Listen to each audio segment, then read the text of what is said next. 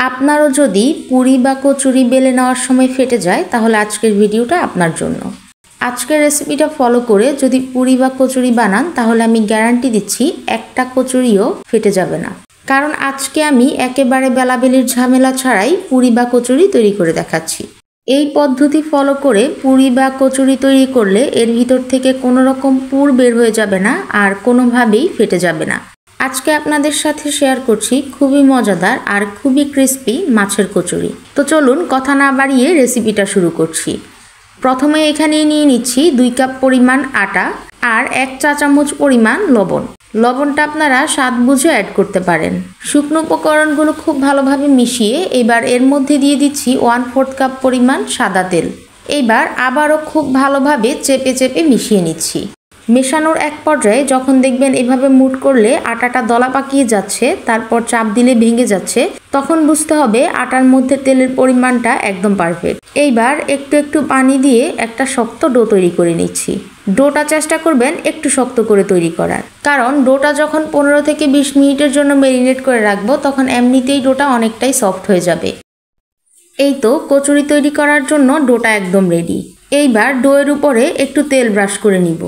এতে করে ডোটা যখন ম্যারিনেশনের জন্য দিব তখন ডোটা একদম ড্রাই হয়ে যাবে না। এইবার একটা ঢাকনা দিয়ে ঢেকে ডোটাকে ম্যারিনেশনে দিয়ে দিচ্ছি 15 মিনিটের জন্য। আর ততক্ষণে কচুরির ভিতরের পুরটা রেডি করে নিচ্ছি।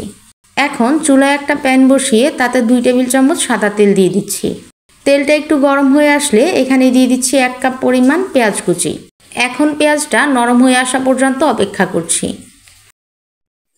পেঁয়াজটা নরম হয়ে এলে এবার এর মধ্যে দিয়ে দিচ্ছি 1/2 চা চামচ পরিমাণ হলুদ গুঁড়ো, 1 চা চামচ পরিমাণ জিরা ধনিয়া গুঁড়ো, আরও অ্যাড করছি স্বাদমতো লবণ। এইবার খুব ভালোভাবে মিশিয়ে নিচ্ছি আর ততক্ষণ পর্যন্ত রান্না করছি যতক্ষণ না পর্যন্ত এর মধ্যে থেকে মশলার কাঁচা গন্ধটা চলে যাচ্ছে। আপনারা চাইলে এর সাথে মরিচ গুঁড়াও অ্যাড করতে পারেন। যখন মশলার কাঁচা গন্ধটা চলে যাবে তখন এর মধ্যে আগে থেকে সিদ্ধ করে রাখা মাছটা দিয়ে দিচ্ছি। এইবার পেঁয়াজ আর মশলার সাথে মাছটা খুব ভালোভাবে নেড়ে মিশিয়ে নিচ্ছি। এখানে যে কোনো ধরনের মাছ অ্যাড করা যেতে পারে। দিয়ে দিচ্ছি পছন্দ মতো কাঁচামরিচ। যে যতটুকু ঝাল পছন্দ করেন ততটুকু কাঁচামরিচ অ্যাড করতে পারেন।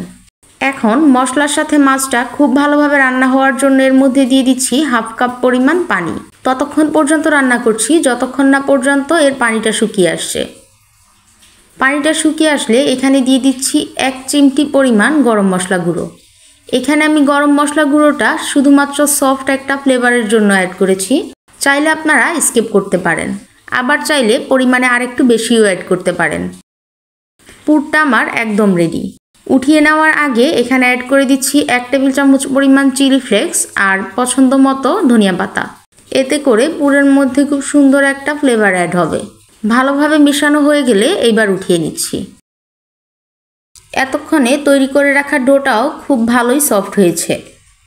এখন আরও 5 মিনিট ডোটাকে খুব ভালোভাবে ময়ান দিয়ে নিব। তারপর পছন্দ মতো সাইজ অনুযায়ী লেচি কেটে নিচ্ছি। এখন এখান থেকে একটা লেচি নিয়ে বাকি লেচিগুলোকে আবারও ঢাকনা দিয়ে রেখে দিচ্ছি। এই স্টেপটা অবশ্যই ফলো করবেন, নয়তো একটা বানাতে বানাতে বাকি লেচিগুলো ড্রাই হয়ে যাবে। এখন এই লেচিটাকে হাত দিয়ে চেপে চেপে ছড়িয়ে নিচ্ছি। মাথায় রাখতে হবে মাঝখানটায় চাপ দেওয়া যাবে না, 4-5টা চেপে চেপে তারপর ছড়িয়ে নিতে হবে। মাঝখানটা একটু মোটা রাখতে হবে। এতে করে যখন পুর দিয়ে ফিল করা হবে তখন কচুরিটা আর ফেটে যাবে না বা পুরটা বের হয়ে যাবে না। এইবার পছন্দ মতো পুর নিয়ে খুব ভালোভাবে ফিল করে বল তৈরি করে নিচ্ছি। এই কাজটা একটু ধৈর্য ধরে করার চেষ্টা করবেন। তাড়াহুড়া করতে গেলে পুরটা বের হয়ে যাওয়ার সম্ভাবনা থাকবে আর নয়তো মুখটা সিল হবে না। দেখে নিশ্চয়ই বুঝতে পারছেন আমি ঠিক কিভাবে এর মুখটা সিল করে দিলাম। এইভাবে একটা পুর ভরা বল তৈরি হয়ে গেলে এক পাশে রেখে বাকিগুলোও তৈরি করে নিচ্ছি। ততক্ষণে এর মুখগুলা খুব ভালোভাবে সিল হয়ে যাবে আর ফেটে যাওয়ার সম্ভাবনাও কম থাকবে। আপনাদের বোঝার সুবিধার্থে এই প্রসেসটা আমি আরও একবার করে দেখাচ্ছি। এখানে একটা কথা বলে দিচ্ছি, মুখটা সিল করার জন্য কোনো রকম পানি ব্যবহার করার দরকার নেই। যেহেতু আমি আজকে কোনো রকম বেলাবেলির ঝামেলা ছাড়াই কচুরিটা তৈরি করব, তাই এখানে চেষ্টা করবেন পানি অ্যাড না করার জন্য। এতে করে কচুরিটা তৈরি করতে অনেকটা সহজ হবে। এখন চলে যাচ্ছি মূল প্রসেসে। একইভাবে যখন সবগুলো বল তৈরি করা হয়ে যাবে, এইবার এখানে আমি একটা কাপে বেশ কিছুটা তেল নিয়ে নিয়েছি। এখন এই তেলে আগে থেকে তৈরি করে রাখা পুর ভরা বলটা চুবিয়ে নিচ্ছি। সেম প্রসেসে সবগুলো বলেই তেল লাগিয়ে নিচ্ছি। খুব ভালোভাবে চারপাশে তেল লাগানো হয়ে গেলে এইবার একটা কচুরি বানিয়ে দেখাচ্ছি।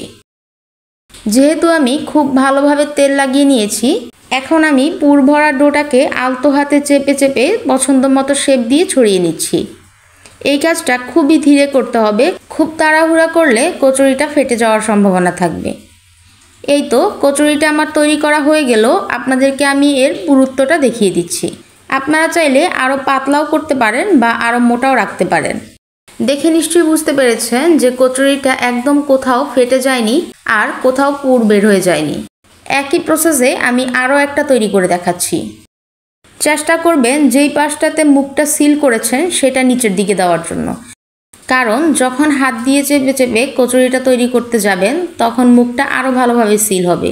তখন আর কচুরির মুখটা কোনোভাবেই ফেটে যাওয়ার সম্ভাবনা থাকবে না, আর তেলে ফ্রাই করার সময় খুব ভালোভাবে ফুলে উঠবে। এইভাবে আমি বাকি কচুরিগুলোও তৈরি করে নিচ্ছি। সবগুলো কচুরি তৈরি হয়ে গেলে এইবার চুলায় একটা প্যান বসিয়ে তাতে পর্যাপ্ত পরিমাণ তেল নিয়ে তেলটাকে গরম করে নিচ্ছি। এখন একটা একটা কচুরি তেলে ফ্রাই করে নিচ্ছি। এই পর্যায়ে তেলটাকে আমি মিডিয়ামে রেখে খুব ভালোভাবে গরম করে নিয়েছি। এখন কচুরিগুলোকে পছন্দ মতো কালার হওয়া পর্যন্ত উল্টে পাল্টে ভেজে নিচ্ছি। খুব সুন্দর গোল্ডেন কালার চলে এলে এইবার নামিয়ে সার্ভ করে নিচ্ছি। আশা করছি আজকের ভিডিওটা আপনাদের অনেক ভালো লেগেছে। ভিডিওটা ভালো লাগলে আমার চ্যানেলটা সাবস্ক্রাইব করে রাখতে পারেন এরকম টিপস অ্যান্ড ট্রিক্স সহ নতুন নতুন ভিডিও পাওয়ার জন্য। এখন একটা কচুরি আপনাদেরকে ভেঙে দেখিয়ে দিচ্ছি, তাহলে আপনারা বুঝতে পারবেন কচুরিটা ঠিক কতটা ফুলকো হয়েছে আর দেখতে কতটা ইয়াম্মি হয়েছে। এইসব ট্রিক্স ফলো করে রেসিপিটা একবার বাসায় ট্রাই করার অনুরোধ রইল। আবারও হাজির হব নতুন কোনো রেসিপি নিয়ে। সেই পর্যন্ত ভালো থাকবেন। আল্লাহ হাফেজ।